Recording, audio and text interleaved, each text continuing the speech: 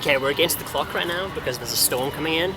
I tried filming this yesterday, but the storm already hit and it's coming back. So in my last video I said, right at the end, I'm coming out here to do ayahuasca. That was my goal, but I had nothing planned. So I came to the Mexico City, the capital, where there's a population of like 23 million people. And I thought this is probably a good place to start because I can just talk and someone will know somebody and be able to get me where I need to go.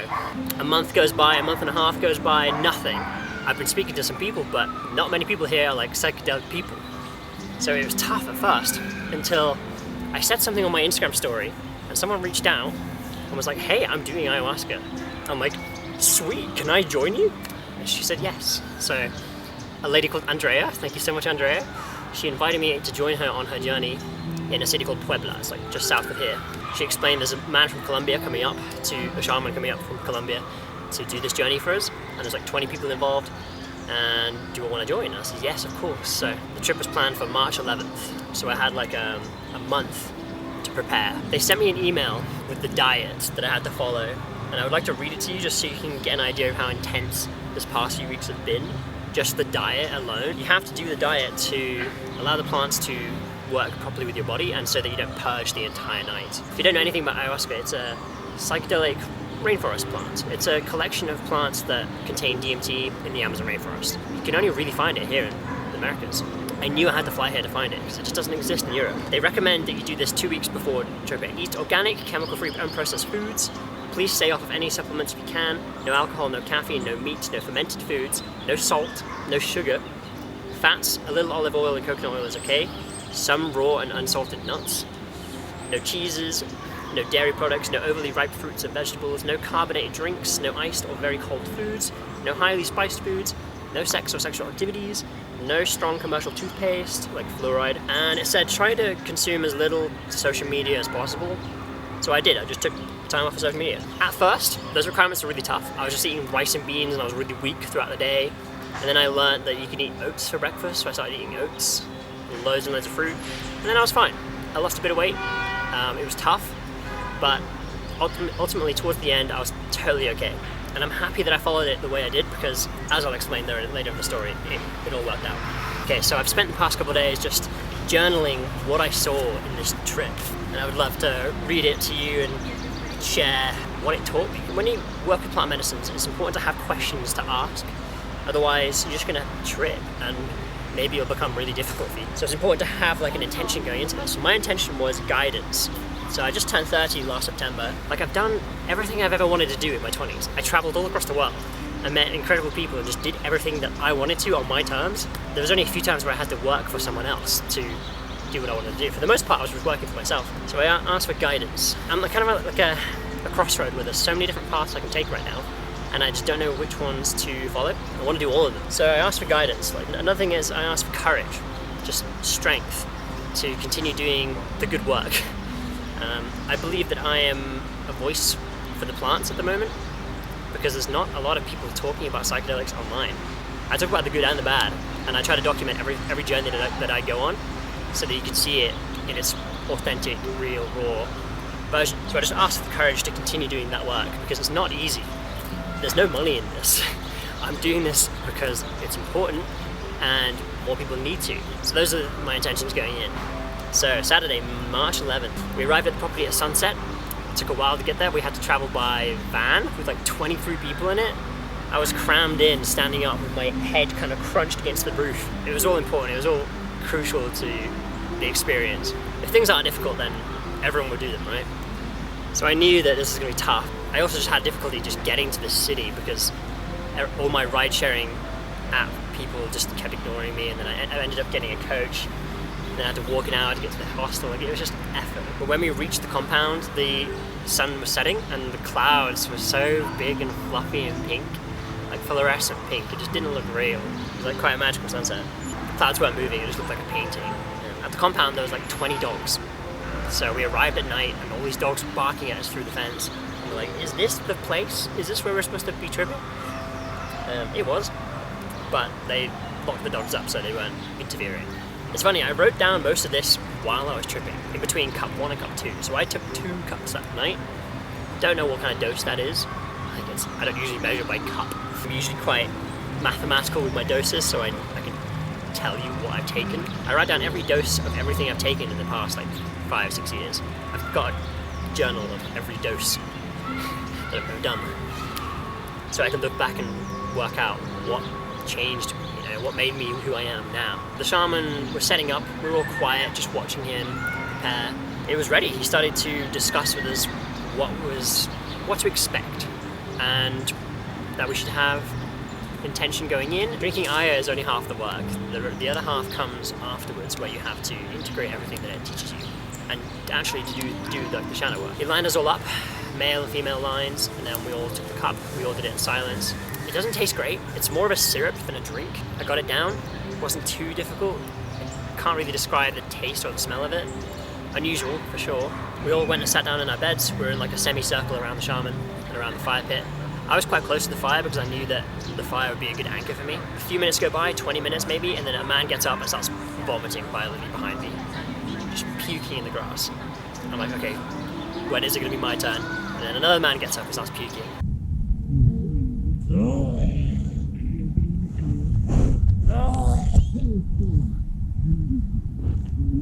A few more minutes, the lady next to me is in her sleeping bag and just rolling around and groaning on the ground. She's getting close to me, like bumping into my knee. I'm just sitting there patiently, just like this, just sitting there. It feels like everyone is now laying down or puking and talking to themselves, and I'm the only one not doing that, one of the only ones not doing that. It took about an hour, maybe over an hour for my first dose to even do anything to me. So I'm sitting there patiently, just looking around like, when is it going to be my turn to vomit? And that's not what happened. So it eventually kicks in. It hits me pretty hard, and my whole reality kind of goes, just shifts a little bit. And then this wave of anxiety comes over me, and I'm like, oh no. It's this dread feeling. Like, what have I got myself into? I don't know what's about to happen. Why do I keep doing this to myself?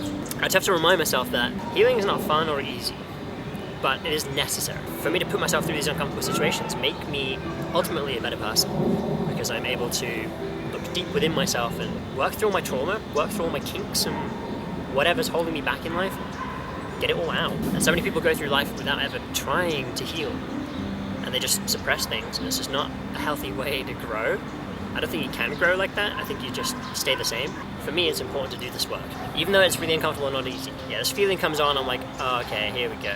My body starts to slow down. Everything around me just doesn't really exist now. And then I start to dissolve a little bit, finding it difficult to keep my spine straight. I'm starting to fall a little bit. And then I'm like, okay, well, I don't want to lie down on my back in case I vomit. So I'd rather lay forward. So I went into child's pose. So I'm just folded forward, head on the ground, eyes shut, listening to the facilitators chant, play music. They did such a great job. There were like 5 of them, just playing music the whole night, helping us out. The initial visuals that come on, there are these dotted lines, really fine dotted lines that start to connect and weave together in this slow dance, moving with the sound of the music. They take over my entire peripheral. My eyes are shut. They take over my entire peripheral, and it's a similar kind of dance that I've seen from other things like Changa and high doses of mushrooms. It feels like the plants. You're just watching the plants. Whatever the plants are made up of, you can see them. And they're kind of weaving together, doing all these beautiful, like, fractally dances. And it's hard to really describe it. It wasn't very colourful. That's one thing that shocked me about ayahuasca, is I was expecting like leopards, you know, visions of Aztec ruins. I don't know, colour, a lot of colour, but it wasn't that. It wasn't the traditional psychedelic experience that I was expecting. It was more similar to that high truffle dose I did. I did 44 grams of truffle this one time, and it wasn't very visually colourful, but it took me places. It teleports you around. It gives you visions, but kind of in black and white. It was very similar to that. So it felt like there was colour in there, but it wasn't vivid. You know, like acid vivid. So I'm watching this dance, and I'm like, okay, I shouldn't get distracted by the dance, because I have questions to ask. I'm here for a reason. I travelled all this way for a reason. And so I start asking my questions. I start off with, I need guidance. I'm like, hi, Mother Aya, I need guidance. Like, I don't know where to go next. I have so many ideas, and I don't know which ones to follow. So I detailed out all my plans. I just detailed out, like, I want to get land and build a hobbit hole and Airbnb it. I want to post more often on my channel so that I can build an audience and then use that audience to make a community somewhere. I'm like detailing out all these ideas. I won't get into great detail of all my ideas because I don't want to share them all right now. But I told the plants. We started there. The plants just really easily showed me. It started to teleport me into scenarios that hadn't happened before. So it took me to the outside of a farmer's property, and I had the blueprints of my Airbnb, my hobbit hole. I had the blueprints there, and I was talking to this farmer, explaining that I don't have enough money for land right now, but allow me to build on this land, we can split the profits. That's a really good idea. Why haven't I ever thought of that before? Because I've always been kind of dreading the idea of making tons of money just to spend on land to start this project. Like saving up that much money, it seems like a really impossible task. Plants were explaining you don't necessarily need money. Like people have land that they're not using. If you just go to them with the blueprints and all the ideas planned out, all the math already done, and speak from the heart and just explain that I don't have the money for land, but I would love to build this and then split the profits with you. Go to enough people, I'm sure someone will resonate with my plan and get on board. Because there's a lot of money in Airbnb, and some people, property value would go up if they had this Airbnb on it, you know. So I'm like, okay, that's a pretty good idea. I wrote down here, everything is mushrooms. So visually, at the right doses, everything turns into the same kind of visuals. This dotted line dance, this fractally dance that I was watching, I've seen it before. It's shown up in many different plants. Like acid, it's mushrooms. DMT, it's mushrooms. Mushrooms is DMT. It's all kind of one. After I got that answer, I asked a few more questions and got the answers almost immediately. It would teleport me into scenarios where I would just kind of watch my idea play out in a way that I'd never thought of it before. I'm like, wow, I'm running out of questions. I don't know how long I was in there, maybe 2 hours in. I'm like, oh no, I'm running out of questions and I have a long night ahead of me. So then I turned my questions to the plants. I asked the plants, how is the Amazon doing? Because I've never visited. Do you need my help? Should I be there? And their answer was, there is always work in the rainforest. They always need protection. But right now, I don't need to be there yet. My time will come and they will call me. I must first educate myself on plants, trees, bugs, animals, tribes that embody the forest. When I know this, I'll be a more useful conservationist. I could use my platform to bring awareness to what's happening out there. I'm like, wow, that's super cool that the plants were like, no, we're good right now. Wow, sweet. Because I've always thought the rainforest was like struggling, but I asked them, they're actually doing okay, which is very reassuring. I then asked, how can I be a better lover for my close friends, families? And Poppy immediately popped up. She immediately came to mind because I've spent my past year and a half hanging out with her. We've been close. And it showed me every little detail on what I do that push her away. I don't show enough interest when we're together. I don't get involved enough in cooking or movie choice. It needs to be a team effort. I can't just let her host and care for me. I wrote down, I love this woman greatly as she does for me. We will continue to teach each other for many more years to come. Second dose kicking in, hard to sit upright and write. My writing started to get really bad there. It was really interesting because Pop's my best friend. We spend a lot of time together when we can. We're always working on our own projects, but then when we collide, we make food together. It's great. But we've spent so much time together. We've argued, we've fallen out, we've just made each other cry a lot. And I think all of those things are just important human emotions that you have to go through when you're close with someone. Like I do this with all my friends, like my best friends. People that I'm really close to, I open up and then, we clash sometimes. But it was showing me that how can I just be better to the people that I love? And it's just saying, just care more. Just show more of an effort that you truly want to be in these people's lives. And then they will resonate with that and they will connect more with you. What you put out comes back. And I've always thought that I was great at it, but clearly not. The plants were like, no, you can always do better. You can always do better. You can always love people more. I thought that was really, really beautiful, but when I started thinking like that, and it started to show me all the times that I've heard Pop, this wave of like dread comes on. The visuals are at this point going really fast. This wave of dread comes on. I'm like, oh, it's time for me to puke. So I run off, my blanket on me, run off to the grass and start vomiting. I'd been fasting for 24 hours. It's just the liquid coming up from the drink. Also, another thing, the shaman says we can't have any water that night. He just wanted the ayahuasca in our body and nothing else, which is quite difficult to do. Sorry if the lighting keeps changing, but there's a storm coming. We're running out of time. So as I'm puking all this black liquid, I'm just thanking ayahuasca for everything. Because it basically answered all my questions within like an hour. Everything that I've been holding on to for the past year or two, waiting to do this, I've been trying to do ayahuasca since 2019. My friend Dakota invited me out to South Mexico to do this with him. 2019. I didn't have the money to fly out there. So he went out and did it without me. And then the global cough happened and he got stuck there. And he was able to stay at this retreat for like a year, just doing plant medicines. And I can't imagine what kind of person I would be if I was also doing that for a year. But it wasn't my time, clearly. But I've been getting the call to do ayahuasca for like 2 or 3 years now. So it's so great to actually be there. So while I'm vomiting, I'm just thanking the plant. Like, thank you for answering all these questions that I've been holding on to. It's super cool how it just does that. With other plant medicines, the answers don't come so clearly. Usually they're in like riddles and you have to decipher things. But this one was very precise. It just said, yeah, this is what you could do to, like, it answered all my questions. It's like, you could do this. Because I've always been thinking this way, but it was like, maybe think this way and you can get what you want. So you know how I said I was at a crossroads and there's so many different paths I could take in my 30s? It just said, you can do all of it. You don't have to pick one.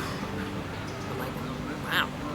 I've never thought I'd even have time to pursue all these things, but it said I can. So now, I gotta get to work.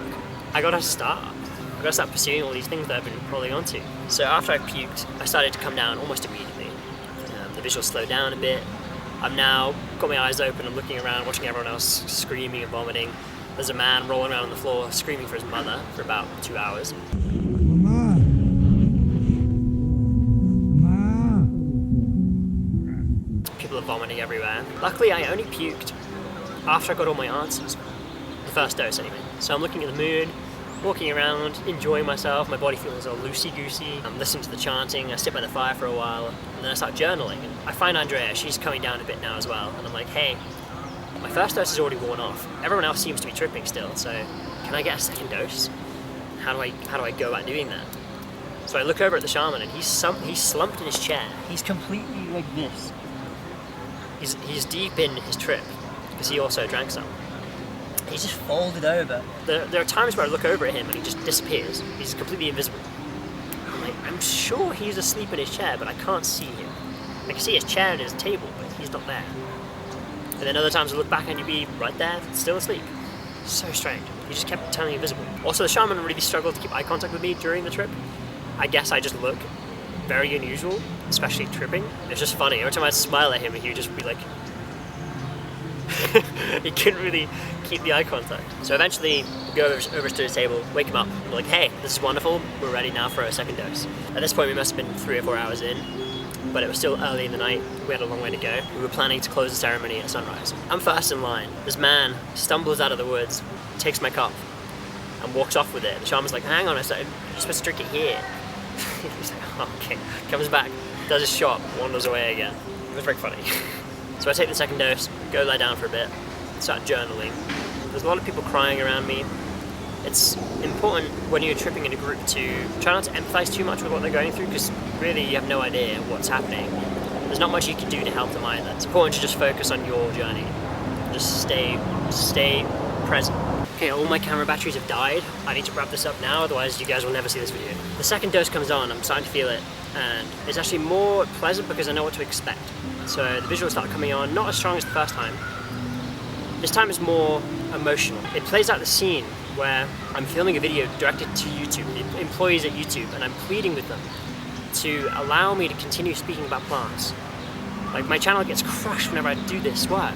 Whenever I talk about plants, they age restrict it, they demonetize it, and it just stops it being reached by the people that need to see it. And I know there's employees at YouTube that do psychedelics, of course there is. So I'm just playing this video out, like pleading with them, like crying, like I'm a starving creator most of the time.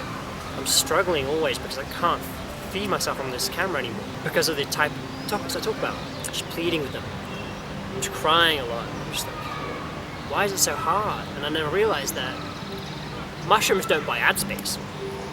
Pharmaceutical companies do. So there's a conflict of interest. They can't allow people to talk about free medicine when they're trying to sell medicine. They just explained that to me. And so another question I asked was like, how do I connect more with the world? How do I get my message across? And how do I stop overthinking my videos? Because I often won't post for weeks or months because I'm overthinking my ideas, and I'm afraid of the backlash that I get from everything that I make. And it said, just just speak from the heart. That was the biggest message I got from ayahuasca. Just speak from the heart. And people that need to hear that will connect with you. They'll see that you're speaking truth and you're speaking your truth and like what you believe. Yeah, just speak with love. That's kind of the message I got from this whole thing. Another vision was like, I saw my friend Savannah. She's the girl that made these dreadlocks back in 2015. So I tied all my hair up, I'm sitting by the fire with the shaman, and I'm individually pulling one dread out at a time with my eyes shut, just palm rolling so much love into them. Because that morning I just washed my hair for the first time in 3 months. I'm by the fire just doing this, just palm rolling all this love into my dreads, making them nice and neat. I think they look great at the moment. I'm just so thankful and grateful and like all full of love for this girl, like Savannah, that did my dreads. It's like she just did them, she'd never done dreads before, she just did it for me. And they came out so great, and I love them. I'm just so grateful to have them. It's the best hairstyle I've ever had. It brings me a lot of joy. So, Savannah, thank you. You're the best. It did show me a lot of my friends, show me the people that I love a lot, and people that I want to spend more time with. But ultimately, ayahuasca is not what I expected. It's not as colourful and bright as they portray it in drawings. It's definitely good for healing. If you have some deep trauma, it can pull it out, show you how to deal with it, and then you can take it away and work on it in your own time. Luckily, I've done a lot of plant medicine work and I've dealt with my traumas, so this one was more a discussion, bouncing ideas back and forth with plants. And it was just showing me how I can do things in a better way. So after the ceremony was over, 2 different women approached me and said that I was magical and that I brought them peace during the trip, because every time they look over at me, I was sitting in meditation, I was calm. And I was able to anchor these ladies that I'd never even met before. They would look over to me and be at peace, which is so nice. So nice to know that I can handle psychedelics. I wasn't rolling around screaming, I wasn't puking violently, I only threw up twice at the end of my ceremonies, my 2 cups. Nice to know that I can handle these things because I've done a lot of healing work already. This wasn't new for me, it was a new medicine, but I've been through this process before and I was able to handle it really well, and I'm just so proud of myself because I was so nervous going into this. And, you know, I can control myself, I can control my mind. The exercises I was using was just deep breathing, keep asking my questions, don't go off topic and don't get too distracted by the visuals. Those are the tricks I was using and it worked really well. So yeah, I want to end the video there. Thank you so much for listening. Please, if you want any art, I would love to work on some art before going home. I'm trying to get home in April, so yeah, if anyone can help me get the flight, that'd be great. Cool, follow my socials, Instagram, Twitter, everything, it's all down below. I'll be home soon and we'll get back to having more discussions. I want to post multiple times a week on this channel, so thank you. Storm's coming, my camera's dying. I need to get out of here. I've been Jason. I'll see you next time. Bye-bye. Oh no.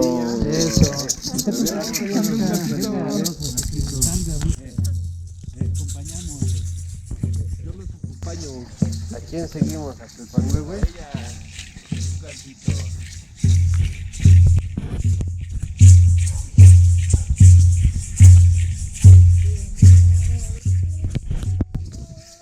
So,